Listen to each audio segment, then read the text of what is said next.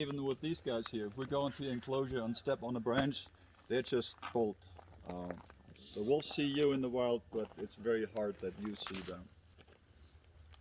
So the chances of killing yourself are probably higher washing your hands, leaving them wet, and plugging in some kind of an appliance.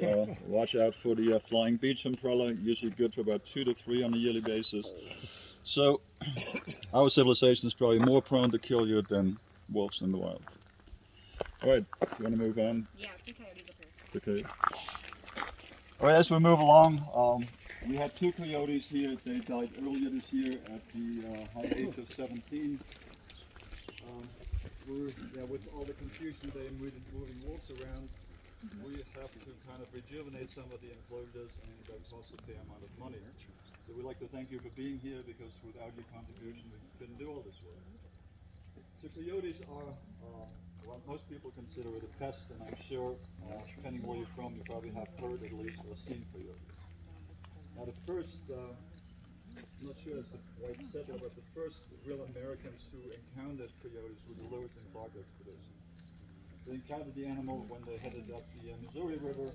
First they thought it was a new type of fox. They killed one and decided we'll call it a brush wolf or a prairie wolf. And the name still sticks in various parts of this country.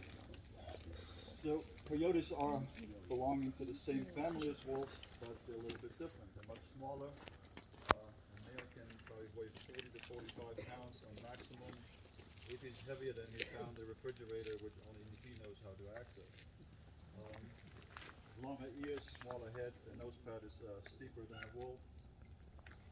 And the other mystery here is that in the 19th century, coyotes weren't really known to exist east of the Great Plains. That was their habitat. Now, we talked about this earlier. The government decided, as part of an eradication program, to do blanket poisoning between the years 47 and 56. As a result, they killed about 6.5 million coyotes. So you might ask, well, how come we still see coyotes around here? Well, they have bigger headers. Right. Well, they're on this continent here for about 800,000 years. They split off from another species, but they're here for a long time, and they learned a couple of things. I call them supernatural survivors. So when they're persecuted, what they do is they split up from their pack strategy. Once and twos go into the countryside. Now, if they can't find another coyote by yipping and howling, that's their consensus call, what you say is absolutely correct. The litter size jumps. Typically 6, it can go as high as 20 on a year-to-year basis.